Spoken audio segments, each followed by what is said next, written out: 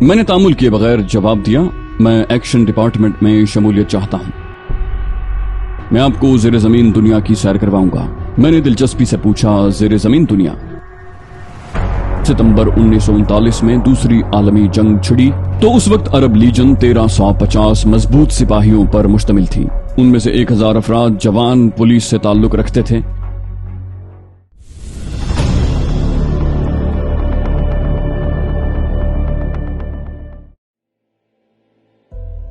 مصر نے شام کو فتح کیا تو ابراہیم پاشا کی روادارانہ پالیسی کے سبب یہاں بھی غیر ملکی مبلغین نے پورا فائدہ اٹھایا اور وہ شام میں ہر طرف پھیل گئے۔ 15 سال کے اندر شام کا یہ ساحلی علاقہ عیسائیوں کا مرکز بن گیا اور غیر ملکی مبلغ عیسائیت کی تبلیغ میں مصروف ہو گئے۔ ان کے زیر سایہ عیسائی جارحانہ رویہ اختیار کرنے لگے اور ان کا یہ انداز ناقابل برداشت ہو گیا۔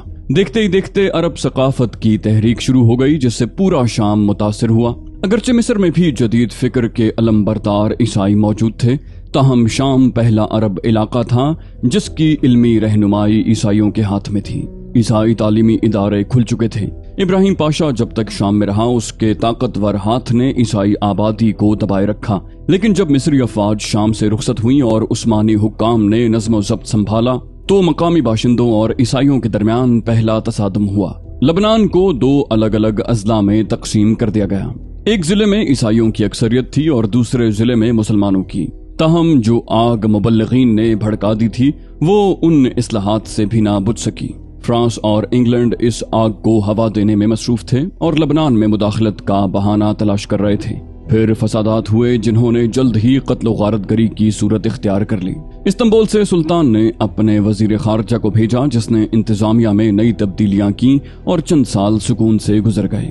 آخرکار پیمانہ صبر چھلک گیا اور عیسائی دیہاتوں پر حملے شروع ہو گئے۔ ان حملوں میں کسانوں نے اپنے ہم قوم زمینداروں کا ساتھ دیا۔ خوریز لڑائیاں ہوتی رہیں، ترک فوجیں حرکت میں آ گئیں، مگر دونوں قوموں میں نفرت کی آگ اس انتہا کو پہنچ گئی تھی کہ ترک سپاہی بھی اس آگ سے محفوظ نہ رہ سکے۔ کئی مقامات پر وہ حملہ آوروں سے مل گئے، نتیجتاً عیسائیوں کو سخت نقصان اٹھانا پڑا۔ رفتہ رفتہ یہ آگ دوسرے شہروں میں بھی پھیل گئی، یہاں تک کہ دمشق بھی اس کی لپیٹ میں آ گیا۔ یورپی طاقتوں میں خصوصاً فرانس اور برطانیہ اپنا مقصد حاصل کر چکے تھے۔ انہوں نے فوراً بحری جہاز شام کے سمندر میں بھیج دیے اور آخر میں فرانسیسی فوج بیروت میں اتر گئی۔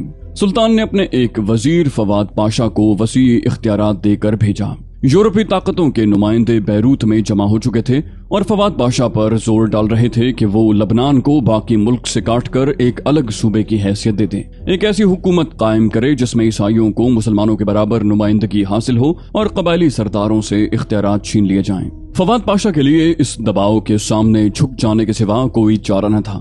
اس نے لبنان کا نظام حکومت نئے خطوط پر استوار کر دیا۔ حکومت کا سربراہ عیسائی گورنر تھا جو کونسل کے نمائندوں کی مدد سے حکومت چلاتا تھا۔ اس نظام حکومت نے آگے چل کر مزید وسعت اختیار کی اور شام مستقل طور پر 2 صوبوں میں تقسیم ہو گیا، ایک لبنان اور دوسرا شام۔ دونوں صوبوں پر ایک ایک گورنر جنرل مقرر ہو گیا۔ اس کے بعد سے لبنان کے حالات اسی طرح چلے آ رہے تھے اور نفرت کی یہ آگ کبھی کسی موسم میں سرد نہیں ہوئی بلکہ بڑھتی ہی رہی، اور لبنان بار بار تعمیر و تباہی کے مرحلوں سے گزرا۔ آج بھی بیروت بدستور بارود کے ڈھیر پر تھا۔ میں نے لبنان کی تاریخ کے بارے میں جتنا کچھ پڑھا تھا اس کا خلاصہ یہی تھا۔ ابھی میرے خیالات ماضی کی شاہراہوں پر بھٹک ہی رہے تھے کہ عقب سے مجھے دروازہ کھلنے کی آواز سنائی دی اور ایک شخص نے اندر جھانکا۔ اجنبی نے مجھ سے پوچھا، آپ جا گئے مسٹر علی؟ کچھ لوگ آپ کا انتظار کر رہے ہیں۔ اتنا کہہ کر وہ فوراً ہی واپس چلا گیا۔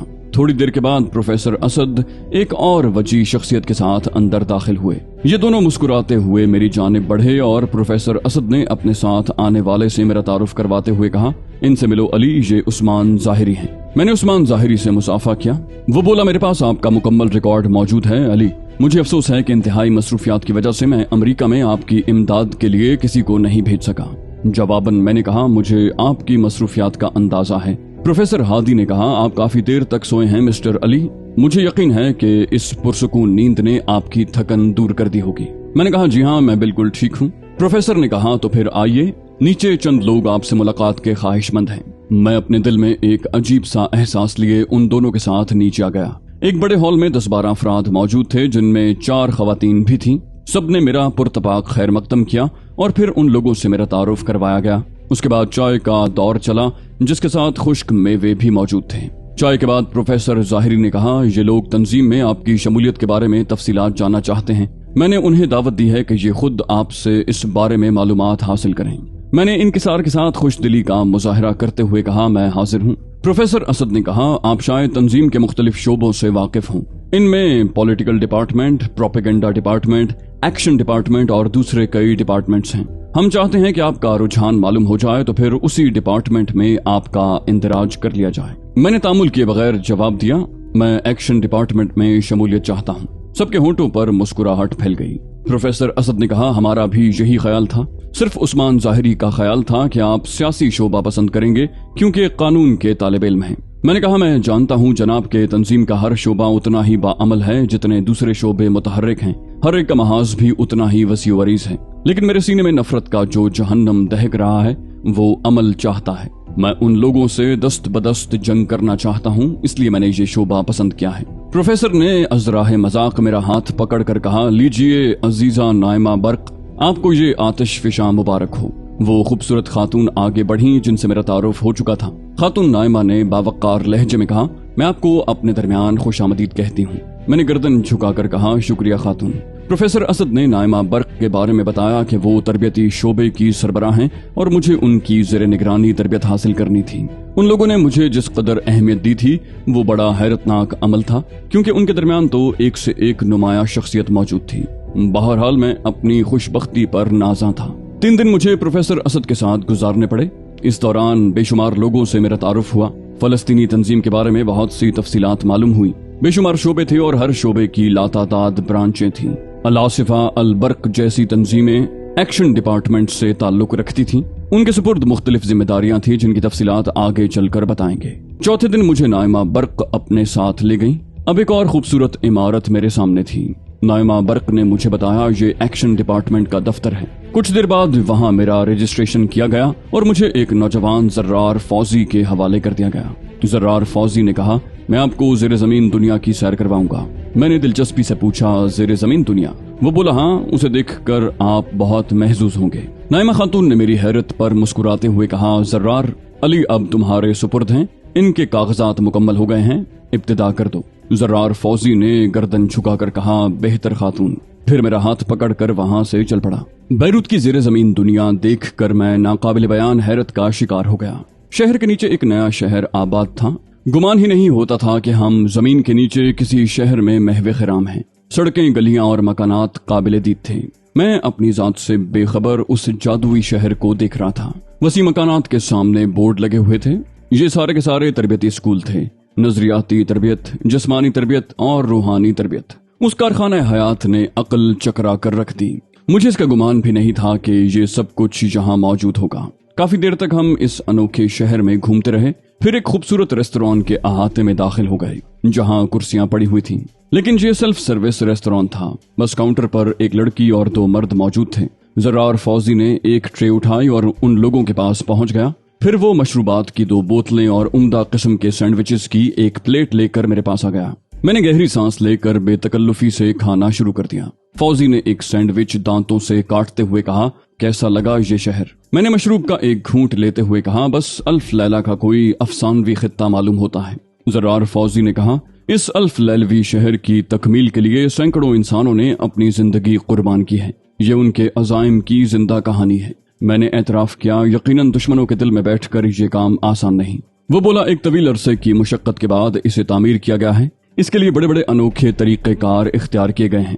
20 मुजाहिद सिर्फ इसके लिए नक्शे लेने और इसकी तकनीक से वाकफियत हासिल करने के लिए 3 साल तक वियतनाम में मुकीम रहे और वियतनामी गोरिलों के शाना बशाना जंग करते रहे। मैंने पूछा, ओ, इसके नक्शे वियतनाम से लिए गए हैं? वो बोला, हाँ, उन लोगों ने कई जमींदोज शहर बनाए थे और वहां से अपनी तवील जिद्दोजहद का आगाज करते थे।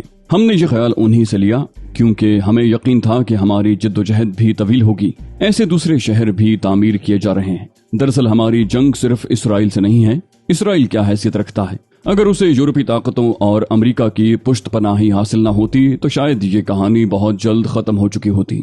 वियतनामियों को सिर्फ अमेरिका से जंग करनी पड़ी थी, लेकिन हम लोग कई बड़ी कुव्वतों के खिलाफ नबर्द आज़मा हैं। फिर भी हम मायूस नहीं। मैंने अपने सर को जुम्बिश देते हुए कहा, मायूसी हमारे मजहब में कुफ्र है। थोड़ी देर के बाद हम वहां से उठ गए और जब बाहर निकलने लगे तो मैंने ताज्जुब से पूछा, होटल का बिल नहीं दोगे फौजी? उसने हंसते हुए कहा, बिल कैसे दिया जाए?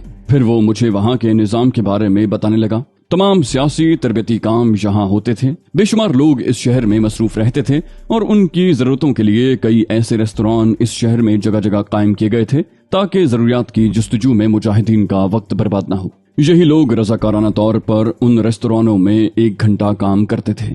ड्यूटियां हर घंटे के बाद बदलती रहती थीं। इन कामों में बर्तन साफ करना, इमारत की सफाई, शहर की सफाई, गरज किचन के सभी काम शामिल थे। अजनास और जरूरियात की दूसरी चीजें तंजीम फराहम करती थी। फिर बिल वगैरह कैसा? बात मेरी समझ में आ गई थी।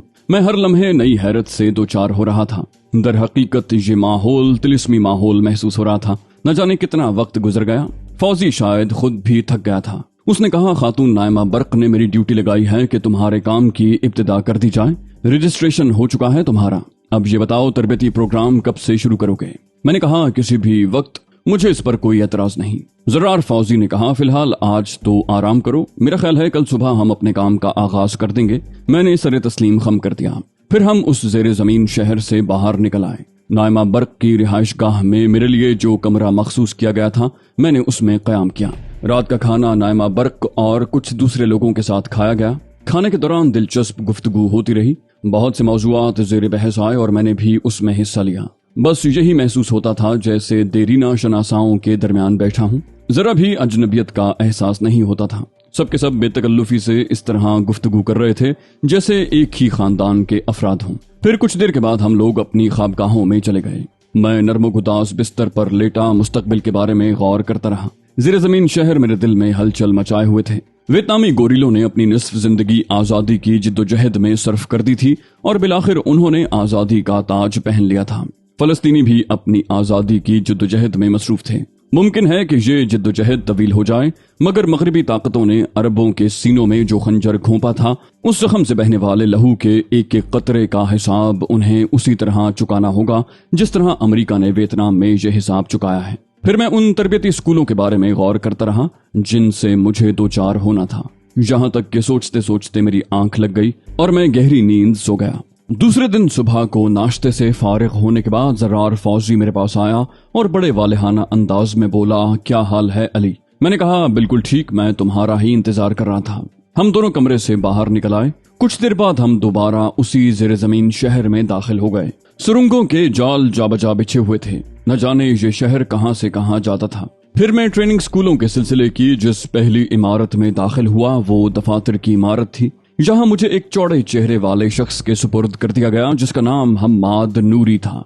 हम्माद नूरी ने रजिस्टर में मेरे मुताल्लिक जरूरी तफसीलात दर्ज की और उसके बाद बताया गया कि तकरीबन 15 दिन तक मुझे सिर्फ नजरियाती लेक्चर दिए जाएंगे और फलस्तीन के सिलसिले में होने वाली साजिश की तशरीहात की जाएंगी। उसने वजाहत करते हुए कहा, मुमकिन है मिस्टर अली आप तारीख फलस्तीन से बखूबी वाकिफ हों, लेकिन ये नजरियाती प्रोग्राम हमारी तरबियत का एक मखसूस हिस्सा है। इस तरह आपको न सही हमें मुतमईन होने का मौका मिलता है और हम ये जान जाते हैं कि जो शख्स हम में शामिल हुआ है वो हमारे मकासद से किस हद तक वाकिफ है और खुद उसके नजरियात हमारे नजरियात से किस हद तक मिलते हैं। मैंने पुरजोश लहजे में कहा, मुझे एतराज नहीं है हम्माद, मैं हर तरह तैयार हूँ। वो बोला, तो फिर यहाँ दस्तखत कर दीजिए। उसने रजिस्टर की तरफ इशारा किया और मैंने दस्तखत कर दिए। उसके बाद जर्रार फौजी चला गया और मैं उस पहले तरबियती स्कूल में कयाम पजीर हो गया जिसमें एक बाकायदा हॉस्टल भी था। उस हॉस्टल में नौजवान लड़के और लड़कियां एक साथ रहते थे। निहायत खुशगवार माहौल था यहाँ का। फिर भी जिंदगी चंद उसूलों की पाबंद थी। मसलन सुबह हमें बिस्तर छोड़ देना होता था और अपने सारे काम अपने हाथों से करने होते थे। गोया यहाँ से हमें जिम्मेदारी का एहसास दिलाया जाता था। हर काम का एक वक्त मुकर्रर था, उससे कोई शख्स भी गुरेज नहीं कर सकता था। रोजाना क्लास लगती थी और बड़े बड़े उसातिज़ा हमें तारीख फलस्तीन के मौजू पर तवील लेक्चर दिया करते थे। अगर हम बहीरे रूम की जानिब से फलस्तीन की तरफ जाएं तो पहले तंग साहिली मैदान नजर आएगा और फिर फलस्तीनी पहाड़ों का सिलसिला शुरू हो जाएगा जो शुमाल जुनूब में दूर तक चला गया है। उन पहाड़ों के मशरिक में एक गहरी और तंग वादी शुरू हो जाती है जिसके बीचों बीच दरियाए उर्दन बल खाता हुआ बह रहा है। یہ وادی دوسری جانب پھر سے بلند ہونے لگتی ہے اور ڈھلوان اور سنگلاخ پہاڑوں میں بدل جاتی ہے۔ ان پہاڑوں کے بالائی ڈھلوانوں پر کوئی 15 میل کی چوڑائی میں چھوٹے چھوٹے دیہات، باغات اور صنوبر کے درخت پھیلے ہوئے ہیں۔ یہی پہاڑ مشرق کی جانب بالکل غیر محسوس طور پر صحرا کی صورت اختیار کر لیتے ہیں۔ یہ صحرائی شام ہے جو تقریباً 500 میل دور فرات سے جا ملا ہے۔ اردن کی مملکت دریا کے مشرق میں پھیلی ہوئی نصف وادی پہاڑی سلسلے اور شامی صحرا کے کچھ حصے پر مشتمل ہے۔ دریائے اردن کے مشرقی کنارے سے شامی صحرا کا کل فاصلہ 150 میل بنتا ہے۔ 1914 سے پہلے عرب ممالک عثمانی سلطنت میں شامل تھے، لیکن ترکوں کا اقتدار صرف شہروں تک محدود تھا۔ دور افتادہ علاقوں میں عرب قبائلی شیخ حکومت کرتے تھے۔ یہ قبائل عموماً آپس میں جنگ و جدل ہی کرتے رہتے ہیں۔ 1915 میں شریف مکہ حسین نے برطانیہ سے سمجھوتا کر کے ترکوں کے خلاف بغاوت کر دی۔ اس کا بیٹا فیصل جنرل ایلن بی کی فوج کے دوش بدوش ترکوں سے لڑا۔ ان خدمات کے عوض عربوں سے وعدہ کیا گیا کہ جنگ کے خاتمے پر ایک آزاد عرب مملکت قائم کر دی جائے گی۔ اس عرب سلطنت کی آزاد سرحدیں بھی طے کر دی گئیں، لیکن بعد میں انگریز اس سمجھوتے سے پھر گئے۔ 21 نومبر 1917 کو اعلان جاری کیا گیا جس میں فلسطین کو یہودیوں کا وطن بنانے کی حمایت کی گئی۔ شام پر معاہدے کے مطابق امیر فیصل کو حکومت کرنا تھی، مگر اس پر فرانس نے قبضہ کر لیا۔ دمشق پر فرانس کے قابض ہو جانے کے بعد اردن میں 1 سال تک افراتفری رہی۔ مرکزی حکومت کا سرے سے کوئی وجود ہی نہیں تھا۔ پھر برطانوی حکومت شریف مکہ کے بیٹے امیر فیصل کے بھائی عبداللہ کو اردن کا حکمران بنانے پر راضی ہو گئی اور اس نے 1921 میں حکومت قائم کر لی اور اپنی فوج عرب لیجن کا کمانڈر کیپٹن پیک کو بنایا۔ 1939 میں فلسطینی عربوں کے باغی گروہ شمالی اردن میں گھسنے کی کوشش کرنے لگے۔ اپریل 1939 میں فلسطین میں عربوں کی بغاوت ختم ہو چکی تھی۔ بغاوت کے رہنما مفتی اعظم فلسطین سید امین الحسینی تھے۔ فلسطینی عرب اکثریت کی مرضی کے خلاف یہودی تارکین وطن کے امٹتے ہوئے سیلاب کے سامنے مزاحمت کرتے تو انہیں بزور طاقت کچل دیا جاتا۔ مفتی صاحب کی مخالفت بھی ہوئی اور اس بغاوت کے دوران ہی وہ فلسطین سے چھپ کر نکلے اور بیروت چلے گئے، پھر بیروت سے بغداد پہنچے۔ ستمبر 1939 میں دوسری عالمی جنگ چھڑی تو اس وقت عرب لیجن 1350 مضبوط سپاہیوں پر مشتمل تھی۔ ان میں سے 1000 افراد جوان پولیس سے تعلق رکھتے تھے۔ صرف 350 جوان فوجی خطوط پر صرف 1 سال پہلے فلسطینی مجاہدین کو اردن میں داخل ہونے سے روکنے کے لیے منظم کیے گئے تھے۔ جنگ چھڑتے ہی امیر عبداللہ نے برطانیہ کی حمایت کا اعلان کر دیا اور سنگین صورتحال ابھر کر سامنے آ گئی۔ جرمن اور اطالوی کمیشن شام اور لبنان کی فرانسیسی فوج اور انتظامیہ کی نگرانی کرنے کے لیے بیروت اور دمشق پہنچ گئے۔ اپریل 1941 میں رشید الگیلانی نے عراقی حکومت کا تختہ الٹ دیا اور عراق کا کمسن بادشاہ پناہ لینے کے لیے عمان جا پہنچا۔ اب عراق، شام اور لبنان دشمن کے قبضے میں تھے۔ ادھر سے جرمن اور اطالوی افواج مغربی صحرا سے مصر کی طرف بڑھ رہی تھیں۔ اردن کی کوئی حیثیت نہیں تھی۔ برطانیہ دنیا بھر میں اکیلا رہ گیا تھا۔ ان مایوس لمحوں میں امیر عبداللہ نے برطانیہ کی حمایت کی۔ یقیناً جواں مردی کا کام تھا۔ ایک چھوٹا سا برطانوی دستہ عراق کی طرف روانہ ہو گیا۔ مقصد برطانوی فضائیہ کے اڈے ہبانیہ کو مدد پہنچانا تھا۔ عرب لیجن کی موبائل فورس بھی ساتھ گئی۔ ہبانیہ کا محاصرہ ٹوٹ گیا۔ اس مختصر سی فوج نے بڑے کارہائے نمایاں انجام دیے۔ بغداد نے ہتھیار ڈال دیے۔ حاجی امین فرار ہو کر برلن چلے گئے۔ نازی فتح یاب ہو جاتے تو یہودی اپنے ناپاک عزائم میں کبھی کامیاب نہ ہوتے، لیکن جرمنوں کی شکست کے فوراً بعد تشدد اور خونریزی کا آتش فشاں پھٹ پڑا۔ یہودیوں کی خفیہ تنظیمیں سرگرم عمل ہو گئیں۔ ان میں سب سے بڑی تنظیم آرگون تھی۔ پولینڈ کا ایک یہودی مناہم بیگن اس کا سرغنہ تھا۔ یہ شخص 1942 میں فلسطین پہنچا تھا۔ اس کی خوفناک کارروائیاں جاری رہیں جو بظاہر انگریزوں کے خلاف تھیں، لیکن در پردہ وہ عربوں کو بھی فلسطین سے بے دخل کرنے کے خواب دیکھ رہا تھا۔ کنگ ڈیوڈ ہوٹل میں عربوں کا سیکریٹریٹ قائم تھا۔ اس ہوٹل کو بم سے اڑا دیا گیا اور بے شمار افراد اس حادثے کا شکار ہوئے۔ آرگون نے ساری دنیا میں اس طرح کی تشہیر شروع کر دی جیسے فلسطین یہودیوں کا وطن ہے اور بیرونی فوجی اقتدار انہیں کچل رہا ہے۔ برطانیہ نے وطن چھوڑ کر آنے والے یہودیوں کو فلسطین میں آباد کیا، انہیں عربوں کے خلاف تحفظ دیا، لیکن بن گوریان نے برطانیہ ہی کو یہودیوں کا دشمن نمبر 1 قرار دیا اور امریکہ کو اپنی مدد پر آمادہ کر لیا۔ اینگلو امریکی کمیٹی بنی اور ناکام ہو گئی۔ برطانوی وزیر خارجہ نے شکست قبول کر لی اور برطانیہ کے فلسطین سے نکل جانے کا فیصلہ ہو گیا۔ یہودیوں نے برطانوی اقتدار کو شکست دے کر عربوں کے خلاف کام شروع کر دیا۔ انہیں امریکی مدد حاصل تھی۔ अरबों की आवाज दबा दी गई। अरब लीजन, जिसने इस दौरान हालात की नजाकत को महसूस करके खुद को ताकतवर बनाने की कोशिश की थी, यहूदियों के मुकाबले आ गई और जंग होने लगी। लेकिन बरतानिया अमेरिका के सामने झुक गया। हुकूमत बरतानिया ने अरब लीजन में काम करने वाले बरतानवी फौजियों को वापसी का हुक्म दिया और इस वापसी से अरबों की कमर टूट गई। फिर भी अरब लीजन जंग करती रही और जदीद हथियारों के मुकाबले में उसे नाकामी से दो चार होना पड़ा। लद्दा और रमली पर यहूदियों का कब्जा हो गया। शाम सरहदों से आगे न बढ़ सका और इस तरह अमरीकी इमदाद से इसराइल मुकम्मल तौर पर वजूद में आ गया। इसराइली पनाह गुज़ीनों का सैलाब उमड़ पड़ा और इस तरह फलस्तीनियों से उनका वतन छीन लिया गया। तो दोस्तों, ये थी हमारी आज की एपिसोड। उम्मीद करते हैं आपको हमारी कहानी पसंद आई होगी। जाने से पहले इस वीडियो को लाइक कीजिए और शेयर करना मत भूलिए। कमेंट करके हमें बताइए कि आपको हमारी वीडियो कैसी लगी, और अगर अभी तक आपने इस चैनल को सब्सक्राइब नहीं किया तो इसे सब्सक्राइब कीजिए और बेल आइकन दबाकर ऑल नोटिफिकेशंस ऑन कर लीजिए।